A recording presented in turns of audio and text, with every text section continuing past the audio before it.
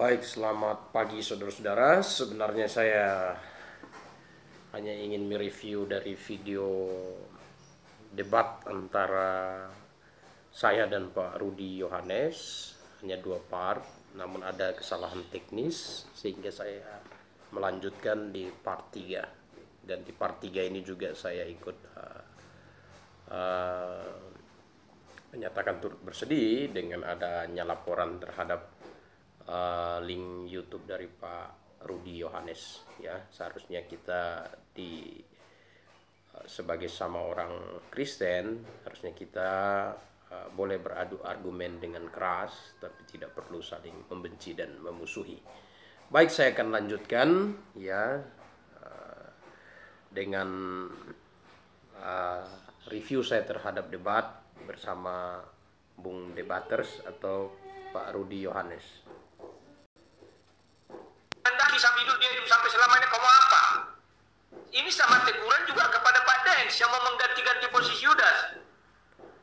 Baik, jadi Pak Rudi Yohanes memberikan argumennya bahwa Tuhan Yesus menjamin posisi Yudas Iskariot. Itu dia kutip dari Injil Yohanes pasal yang ke 21 ya. Injil Yohanes pasal 21. Ya, coba kita lihat Injil Yohanes pasal 21. Ya. Ayat yang ke-20 dan 21. Yaitu Yohanes 21. Ya, ayat oke. Nah, ya kita lihat dari ayat 20, ketika Petrus berpaling, ia melihat bahwa murid yang dikasihi Yesus sedang mengikuti mereka, yaitu murid yang pada waktu itu mereka sedang makan bersama duduk dekat Yesus, dan yang berkata, "Tuhan, siapakah dia yang akan menyerahkan Engkau?" Jadi ini lihat ya, ini bukan Tuhan Yesus, mereka sedang membicarakan Yudas Iskariot. Tetapi ini mereka sedang membicarakan tentang murid yang dikasihi, yaitu Yohanes yang duduk makan dekat Yesus. Dan ini mereka mereview kembali peristiwa pada waktu perjamuan Tuhan dan mereview murid yang dikasihi itu pada waktu perjamuan Tuhan bertanya kepada Tuhan, "Siapakah dia yang akan menyerahkan Engkau?" Maksudnya begitu. Jadi Yohanes pada waktu perjamuan Tuhan yang bertanya kepada Tuhan, "Siapakah dia yang menyerahkan Engkau?" Nah, jadi ketika Petrus melihat murid itu, ia berkata kepada Yesus, "Tuhan, apakah yang akan terjadi dengan ini?" Ya, terjadi dengan dia. Jawab Yesus, "Jika aku menghendaki supaya ia tinggal hidup sampai aku datang, bukan urusanmu, tetapi engkau ikutlah aku." Jadi objek pembicaraan di situ bukan mengenai Yudas Iskariot, tetapi objek pembicaraan di situ kita lihat di situ mengenai murid yang dikasihi. Jadi murid yang dikasihi itu adalah murid yang duduk dekat Tuhan Yesus dan yang bertanya pada waktu malam perjamuan Tuhan, "Siapakah yang akan menyerahkan Engkau?" Jadi lihat di sini ya. Setelah kita teliti baik-baik dari apa yang disampaikan oleh Pak Rudi Yohanes, ternyata banyak sekali tumpang tindih pengutipan pernyataan-pernyataan ayat-ayat Alkitab secara kalau saya minta maaf saya katakan sembarangan ya. Nah, kita lihat lanjutan video berikutnya ya, coba kita lihat. Nah, saya akan mereview hal-hal yang penting saja. Kalau mau aku hidupkan dia sampai sekarang, kamu apa? Kata Yesus kan.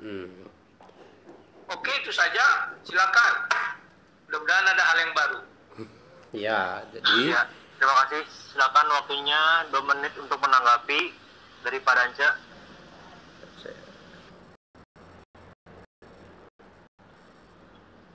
Gimana? Yudas ada. Ya, sudah. Berarti Matius 26 ayat 29. Yudas ada. Yudas ada. Nah, itu kan tadi bilang, "Aku akan makan dan minum dengan kau di kerajaan surga." Terus ngapain? nah, lihat lagi ya. Lihat lagi Pak Rudi lihat lagi, dia tidak bisa membedakan dua peristiwa yang terjadi pada malam pelaksanaan perjamuan Tuhan. Peristiwa yang pertama yaitu pelaksanaan perjamuan Tuhan, yang kedua percakapan sesudah perjamuan Tuhan. Nah, pada waktu perjamuan Tuhan, Yudas Iskariot ada. Tetapi pada waktu percakapan sesudah perjamuan Tuhan, Yudas Iskariot sudah tidak ada.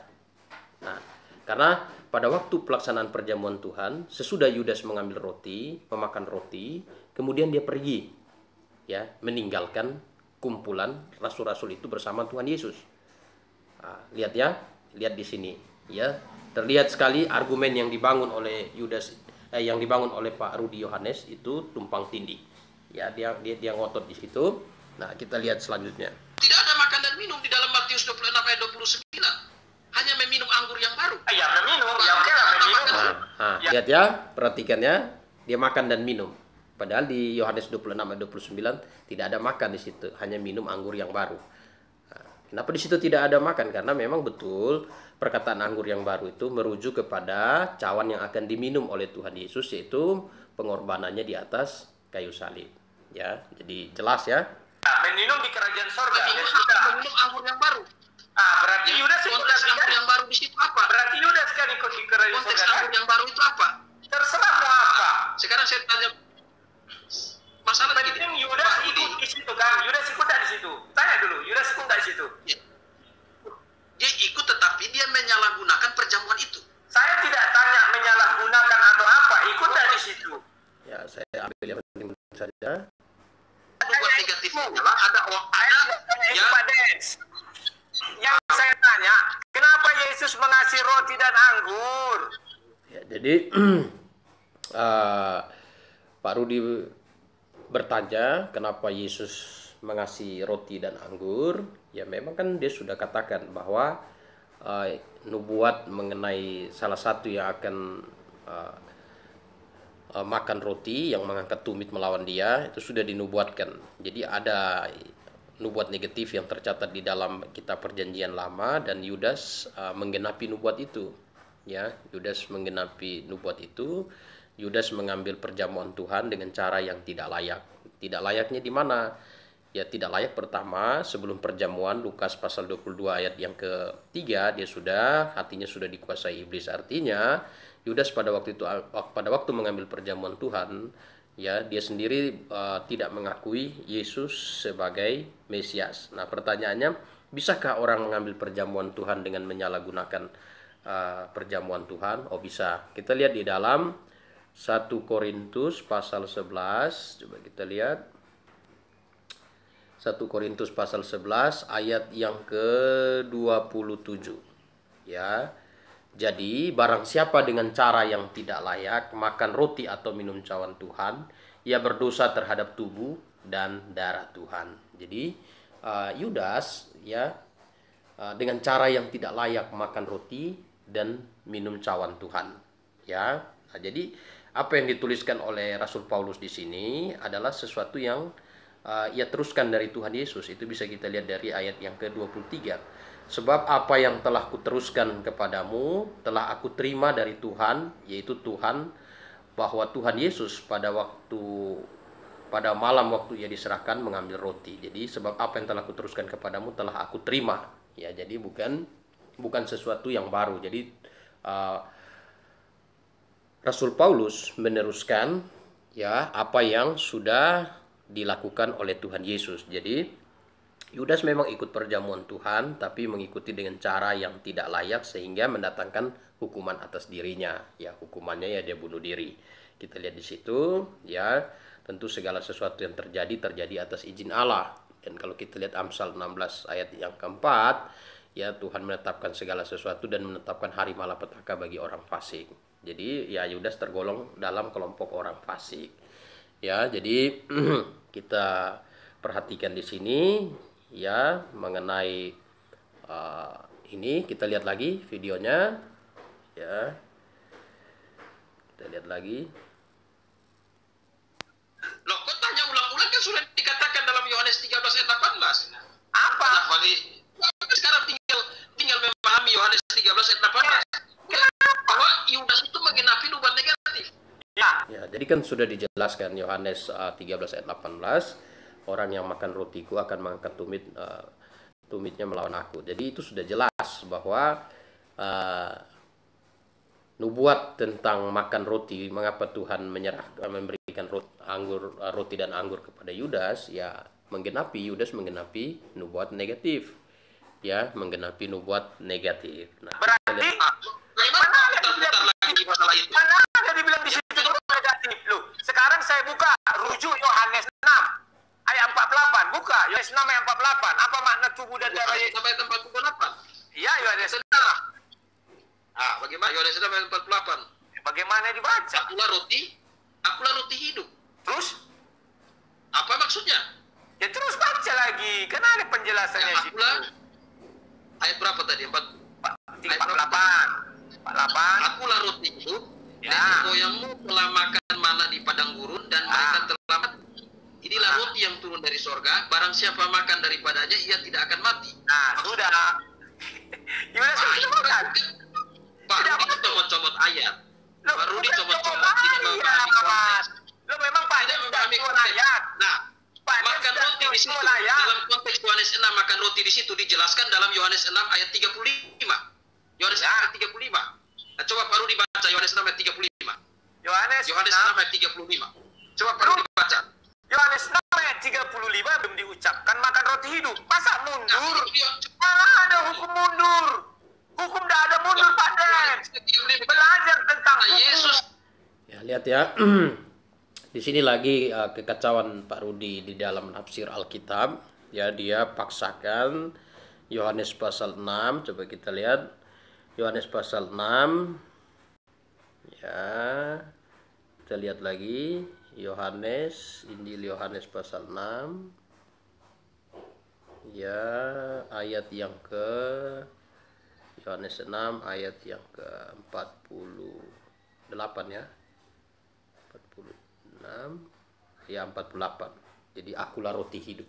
Ya, jadi Pak Rudi menafsir bahwa Yohanes 6 ini roti hidup di sini adalah roti perjamuan. Nah, roti perjamuan. Nah, kalau itu roti perjamuan, nanti akan ada persoalan yang besar. Persoalan yang besar ya, ayat 53 dan 54. Maka kata Yesus kepada mereka, aku berkata kepadamu, sesungguhnya jikalau kamu tidak makan daging anak manusia dan minum darahnya, kamu tidak akan mempunyai hidup dalam dirimu. Barang siapa makan dagingku dan minum darahku, ia mempunyai hidup yang kekal dan akan aku bangkitkan pada akhir zaman. Jadi kalau memahami roti hidup di situ adalah roti perjamuan, maka orang Kristen kanibal dong. Ya, makan dan minum darah. Ya. Nah, makanya pada waktu saya menjelaskan konteks roti hidup itu apa, Pak Rudi ngotot bahwa hukum itu tidak berlaku ini. Jadi dia pakai nalar hukum. Padahal itu satu konteks yang dibicarakan dalam Yohanes 6 ini ya adalah roti hidup.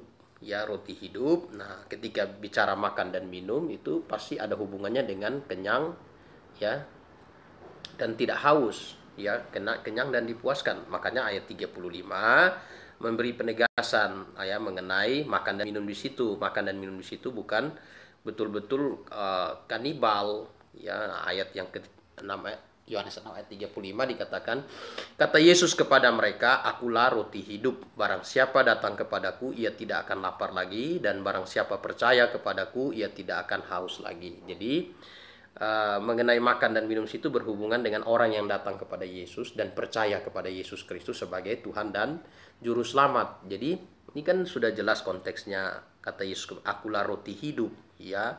Jadi barang siapa datang kepadaku, ya, ia tidak akan lapar. Ya, roti hidup berarti makan. Jadi gimana cara memakannya? Datang kepada Yesus. Dan barang siapa percaya kepadaku, ia tidak akan haus lagi. Bagaimana bisa dipuaskan? Ya, datang kepada Kristus. Ya, dia tidak akan haus lagi. Jadi ulang-ulang dia pakai ayat ini ya sebagai argumen bahwa ayat ini berbicara tentang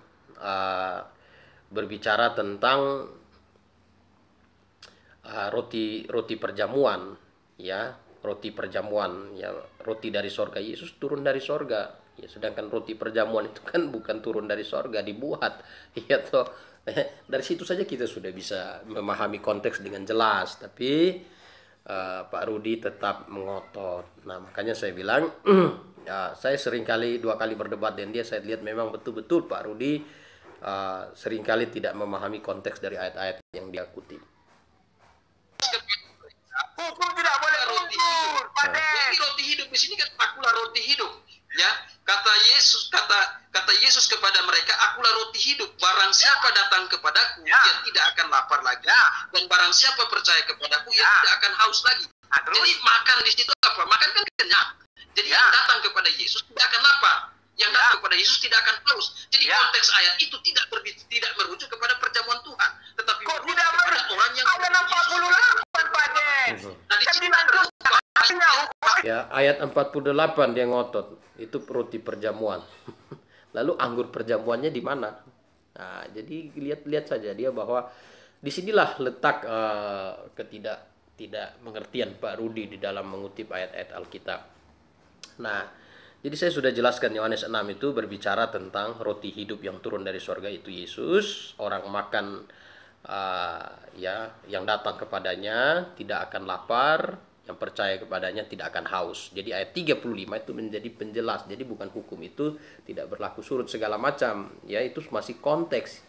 Ya, konteks, dan tidak ada dalam Yohanes 6 itu ada pembagian. Oh, ini untuk bagian ini, untuk bagian ini. Satu konteks sedang dibicarakan di situ.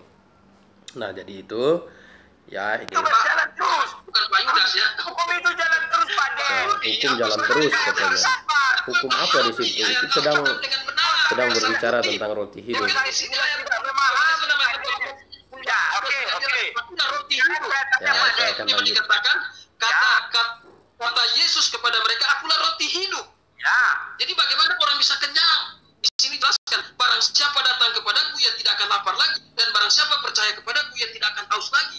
Jadi roti hidup di situ bukan berbicara tentang roti perjamuan, tetapi berbicara bagaimana orang menerima Yesus sebagai Tuhan dan Ayat Juru Selamat. 35. Ayat 348. Tetapi aku, ayat 35 bilang, tetapi aku telah berkata kepada kamu tidak percaya. Ya, lihat, dia mulai bingung dan mulai lompat-lompat. Jadi saya lanjutkan saja. Jadi sudah. Berarti kenapa perjamuan Tuhan itu dilakukan? Perjamuan. Ya, ini yang penting sekali. Ya. Perjamuan Tuhan tidak menyelamatkan. Nah, dia menuduh saya menghujat Roh Kudus. Jadi barang siapa dengan cara yang tidak layak makan roti atau minum cawan Tuhan, ia berdosa terhadap tubuh dan darah Tuhan. Ya, jadi yang tidak mengakui, ya, barang siapa dengan cara yang tidak layak makan roti dan minum cawan Tuhan, ia berdosa terhadap tubuh dan darah Tuhan. Orang yang seperti apakah? Yang berarti Bapak cabut dulu pernyataan Bapak bahwa tidak ada jalan keselamatan. Bapak bilang perjamuan Tuhan itu tidak jalan keselamatan. Cabut dulu. Perjamuan Tuhan memang tidak menyelamatkan. Nah, betul. Loh, sekarang kita lihat Alkitab. Kenapa Bapak lakukan di gereja Bapak? Ada nggak perjamuan di gereja Bapak?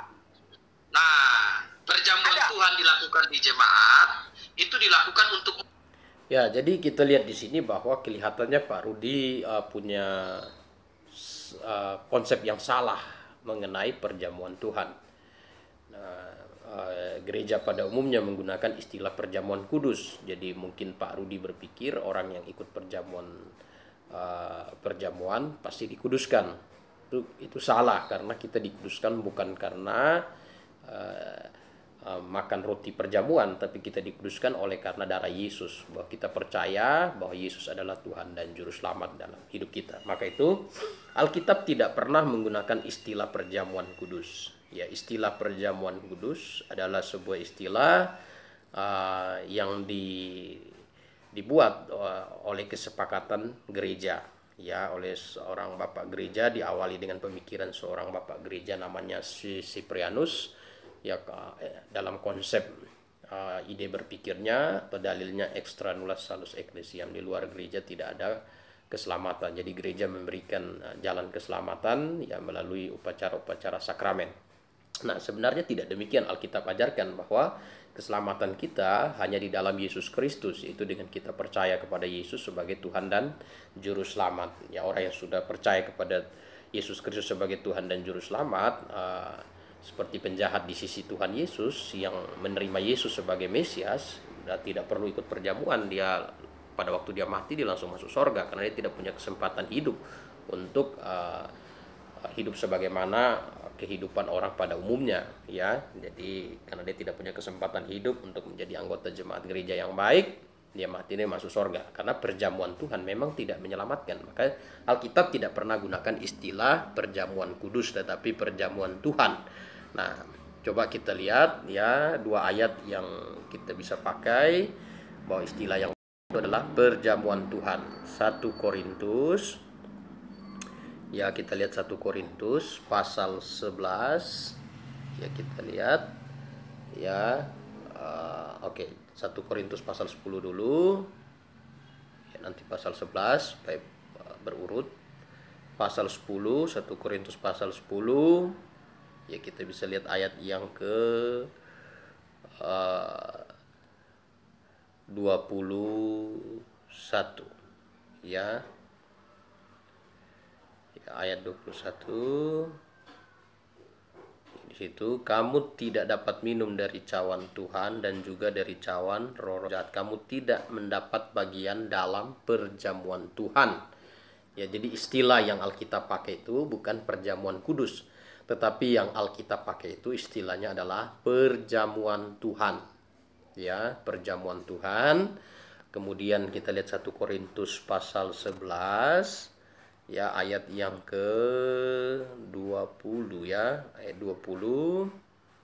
Nah, ini ayat 20. Apabila kamu berkumpul, kamu bukanlah berkumpul untuk makan perjamuan Tuhan. Jadi Alkitab menggunakan istilah perjamuan Tuhan. Nah, karena memang orang yang mengikuti perjamuan Tuhan, ya perjamuan Tuhan tidak menyelamatkan, tapi sebaliknya orang yang sudah diselamatkan itu yang boleh mengikuti perjamuan Tuhan. Nah, di gereja-gereja yang Alkitabiah, syarat orang mengikuti perjamuan Tuhan adalah orang yang sudah percaya kepada Yesus sebagai Tuhan dan Juru Selamat, dan yang sudah mengakui jemaat, ya, menjadi anggota jemaat setempat. Ya, nah itu dari mana kita dapatkan? Karena perjamuan Tuhan itu sifatnya mengingat, ya, mengingat akan pengorbanan Yesus Kristus. Ya, jadi tentu orang yang bisa mengingat akan pengorbanan Yesus Kristus adalah orang yang sudah menerima Yesus sebagai Tuhan dan Juru Selamat. Dia mengingat bahwa oleh karena dosa-dosanya Yesus tersalib, dan oleh karena salib Yesus Kristus dosa-dosanya diampuni. Ya, nah di situ dia bisa menghayatinya. Makanya di ayat yang ke 23, jadi ini bukan hukum berlaku surut, ya. Jadi kata Pak Rudi nanti dia ngamuk-ngamuk, oh hukum tidak berlaku, hukum Paulus beda dengan hukum Tuhan Yesus. Tidak. Jadi apa yang diterapkan Paulus itu yang diterapkan Tuhan Yesus. Jadi tidak ada peralihan di masa itu. Jadi Paulus menerapkan apa yang diterapkan oleh Tuhan Yesus. Nah, ya, sebab apa yang telah kuteruskan kepadamu, lihat, apa yang telah kuteruskan kepadamu telah aku terima dari Tuhan, yaitu bahwa Tuhan pada malam waktu ia diserahkan, ia mengambil roti. Jadi Paulus bukan berlaku surut. Jadi apa yang dilakukan oleh Tuhan Yesus diteruskan oleh Rasul Paulus. Jadi tidak ada revisi. Nah, ya, kemudian mengambil pada waktu diserahkan, ia mengambil roti, sesudah ia mengucap syukur atasnya, ia memecah-mecahkannya dan berkata, inilah tubuhku yang diserahkan bagi kamu, perbuatlah ini menjadi peringatan akan aku. Jadi perjamuan Tuhan itu mengingat akan Tuhan, ya, mengingat akan pengorbanan Tuhan Yesus. Ya, demikian juga ia mengambil cawan sesudah makan, ia berkata, cawan ini adalah perjanjian baru yang dimeteraikan oleh darahku, perbuatlah ini setiap kali kamu meminum menjadi peringatan akan aku. Jadi perhatikan di sini bahwa perjamuan Tuhan, ya, itu bukan untuk menguduskan, tetapi untuk mengingat akan pengorbanan Yesus Kristus di atas kayu salib, yang menyerahkan dirinya untuk dosa-dosa kita, ya, dan mencurahkan darahnya untuk menebus dosa kita. Ya, tubuhnya diserahkan untuk menguduskan kita, darahnya dicurahkan untuk membenarkan, menguduskan, menebus dosa kita. Ya, jadi itu mengingat. Nah, itu sebabnya siapakah yang boleh ambil perjamuan Tuhan? Nah, itu siapakah yang boleh ambil perjamuan Tuhan? Nah, pertanyaan ini tentu kita lihat di situ, adakah orang yang mengambil perjamuan Tuhan dengan cara yang tidak memenuhi syarat? Oh, ada. Jadi ayat 26 sampai 27, sebab setiap kali kamu makan roti dan minum cawan Tuhan, kamu memberitakan kematian Tuhan sampai Ia datang. Jadi mengingat, ya, memberitakan, ya, pengorbanan Yesus Kristus di atas kayu salib. Nah, ayat 27, jadi barang siapa dengan cara yang tidak layak makan roti atau minum cawan Tuhan, ia berdosa terhadap tubuh dan darah Tuhan. Jadi makan roti dan minum cawan dengan cara yang tidak layak. Nah, cara yang tidak layak ini, cara yang seperti apa? Berdosa terhadap tubuh dan darah Tuhan. Ya, berdosa terhadap tubuh. Artinya orang ini tidak betul-betul dia menghayati akan pengorbanan Tuhan. Ya, dia tidak betul-betul dengan cara sembarangan dan tidak menghayati. Yang tidak menghayati ini ya salah satunya adalah Yudas Iskariot. Ya, Yudas Iskariot tidak menghayati, dan tidak menghayati sini pasti ada hubungannya dia belum percaya. Ya, karena itu hendaklah tiap-tiap orang menguji dirinya sendiri, dan baru sesudah itu ia makan roti dan minum cawan itu. Karena barang siapa makan dan minum tanpa mengaku tubuh Tuhan, ia mendatangkan hukuman atas dirinya. Jadi barang siapa makan dan minum tanpa mengaku tubuh Tuhan. Nah, kalau yang ayat 27 itu berhubung dengan orang itu harus percaya dan bertobat. Ayat 29 ini berhubung bahwa orang itu harus mengaku tubuh Tuhan. Jadi tubuh Tuhan di sini, ya, dia merujuk kepada gereja lokal, artinya sudah menjadi anggota jemaat lokal. Nah, itu bisa kita lihat di dalam 1 Korintus pasal 10. Coba kita lihat 1 Korintus pasal 10, ya, ayat yang ke-16 dan 17. Coba kita lihat 1 Korintus pasal 10 ayat 16 dan 17. Ya, ayat 16. Nah, ini. Bukankah cawan pengucapan syukur yang atasnya kita ucapkan syukur adalah persekutuan dengan darah Kristus? Bukankah roti yang kita pecah-pecahkan adalah persekutuan dengan tubuh Kristus? Karena roti adalah satu, maka kita sekalipun banyak adalah satu tubuh, karena kita semua mendapat bagian dalam roti yang satu. Jadi roti di situ adalah tubuh Kristus, dan tubuh Kristus di situ adalah gereja lokal atau jemaat lokal. Ya, itu bisa kita lihat di dalam surat Efesus. Kita bisa buka Alkitab kita dalam Efesus pasal 1. Ya, kita bisa lihat ayat yang ke 23, ya, ayat 23 situ, jemaat adalah tubuhnya. Oke, ini agak susah.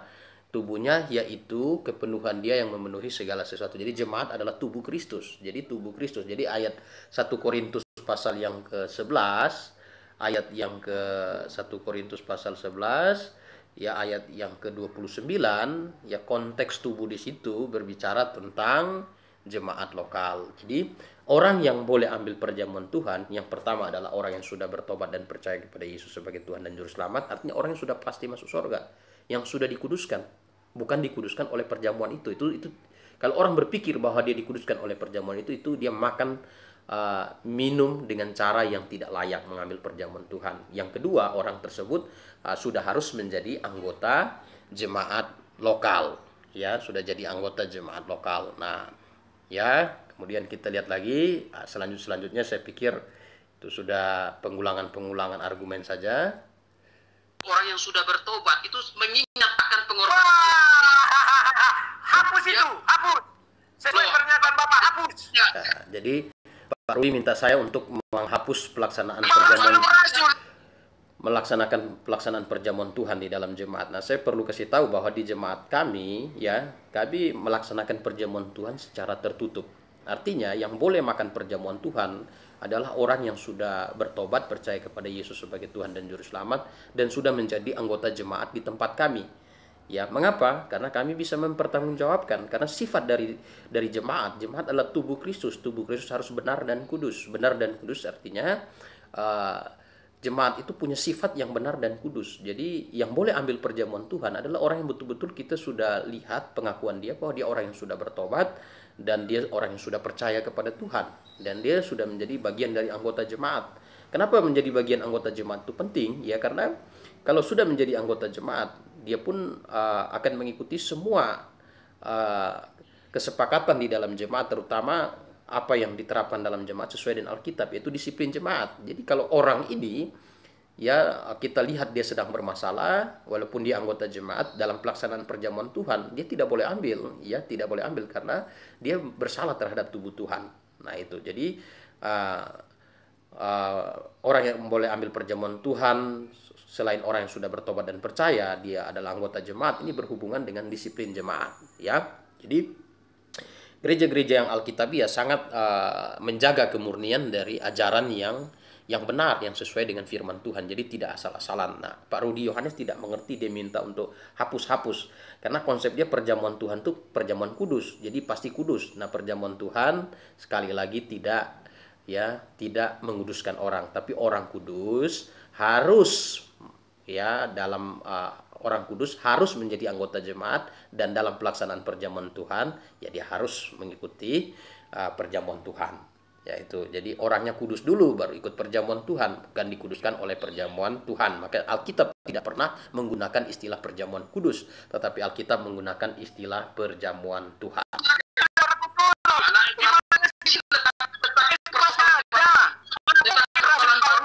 Nah, jadi tetap argumen yang sama, dia katakan bahwa hukum itu tidak berlaku surut. Artinya maksudnya mungkin gini, ya. Jadi apa yang diterapkan oleh Paulus itu tidak bisa, belum ada dalam masa Tuhan Yesus. Nah, sebenarnya dia harus paham bahwa Paulus menerapkan apa yang sudah ada dalam Tuhan Yesus, belum ada revisi. Jadi kalau kita lihat 1 Korintus pasal yang tadi saya sudah tunjukkan ayatnya, 1 Korintus pasal 11 ayat 23, kita lihat di situ ya, 1 Korintus 11 ayat 23 ya, kita lihat di situ. Sebab apa yang telah kuteruskan kepadamu telah aku terima dari Tuhan Yesus. Jadi Paulus menerima. Jadi apa yang diterapkan Tuhan Yesus diterima oleh Rasul Paulus, ya. Jadi Paulus bukan membuat hukumnya sendiri. Itu sangat tidak benar, ya. Baru disalah memahami lagi, lihat ya, tumpang tindih di dalam pemahaman firman Tuhan. Nah, kita lihat video selanjutnya. Ya, ini kelihatannya hanya pengulangan lagi, ya.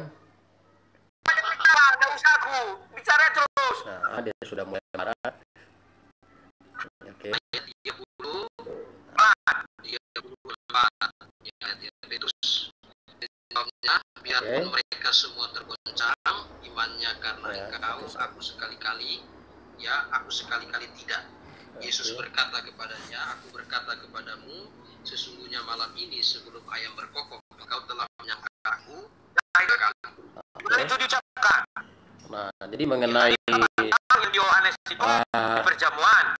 Ini dia hanya berupaya untuk mengalihkan semuanya, bahwa pernyataan bahwa Tuhan Yesus mengenai Petrus akan menyangkal dia 3 kali itu dilakukan sesudah perjamuan Tuhan, ya, dan itu terjadi pada waktu percakapan malam sesudah perjamuan Tuhan. Itu sudah sangat jelas, ya. Jadi itu kronologi peristiwanya. Jadi ada 2 peristiwa pada waktu perjamuan Tuhan. Yang pertama peristiwa pelaksanaan perjamuan Tuhan, itu Matius 26 ayat 29 yang jadi argumen Pak Rudi. Itu pada waktu pelaksanaan. Sesudah pelaksanaan itu, pada waktu pelaksanaan Yudas hadir, dan dalam pelaksanaan Yudas terima roti, dia tinggalkan, ya, dan sesudah pelaksanaan mereka duduk dalam percakapan malam perjamuan Tuhan. Di situ Yudas sudah tidak hadir. Nah, itu peristiwa, dan pada waktu itulah Tuhan Yesus mengatakan apa yang tercatat di dalam Injil Lukas pasal 22 ayat 29 sampai 30. Nah, saya menyimpulkan dari semua argumen yang Pak Rudi bangun, nomor 1, saya lihat bahwa konteks yang dikutip, ayat-ayat yang dikutip oleh Pak Rudi tidak betul-betul memahami konteks itu dan tumpang tindih. Ya, yang kedua, Pak Rudi melawan semua argumen Alkitab, ya. Pertama, yang melawan argumen tentang konsep keselamatan yang Alkitabiah. Bahkan dia bertanya kepada saya, bagaimana cara selamat menurut Paulus? Ya, sudah jelas Roma 10 ayat yang ke-9 dan 10, jika kita mengaku bahwa Yesus adalah Tuhan dan percaya dalam hati bahwa Allah telah bangkitkannya dari antara orang mati, maka dengan hati orang percaya dibenarkan, dengan mulut orang mengaku diselamatkan. Itu saja.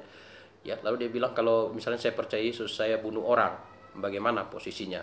Nah, saya percaya Yesus, saya bunuh orang. Nah, orang percaya kan nomor 1 di dalam hatinya ada Roh Kudus, Ya, Efesus 1 ayat 13. Di dalam Dia kamu juga ketika kamu menerima firman kebenaran, itu Injil keselamatan, di dalam Dia kamu juga ketika kamu percaya dimeteraikan dengan Roh Kudus yang dijanjikan.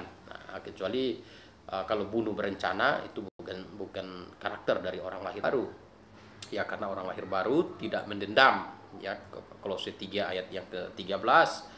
Ya, kita diminta untuk mengampuni satu dengan yang lain karena Kristus sudah lebih dulu mengampuni kita. Jadi orang yang sudah lahir baru tidak ada dendam, tentu tidak ada rencana jahat terhadap orang lain. Ya, karena ada Roh Kudus dalam hatinya.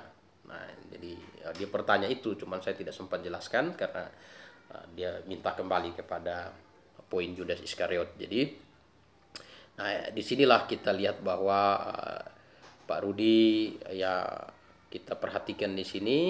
Ya, bahwa dia tidak betul-betul memahami kebenaran, dan yang terakhir ialah dia melawan banyak ayat Alkitab yang sudah sangat eksplisit mengatakan bahwa Yudas binasa di situ dalam konteks binasa kematian yang kekal. Ya, ya binasa dalam konteks kematian yang kekal. Ya, Tuhan Yesus sendiri katakan celakalah, ia tidak bersih. Kemudian dia orang yang sering dirasuk, dikuasai iblis. Nah, kalau orang dirasuk, dikuasai iblis berarti bukan orang percaya.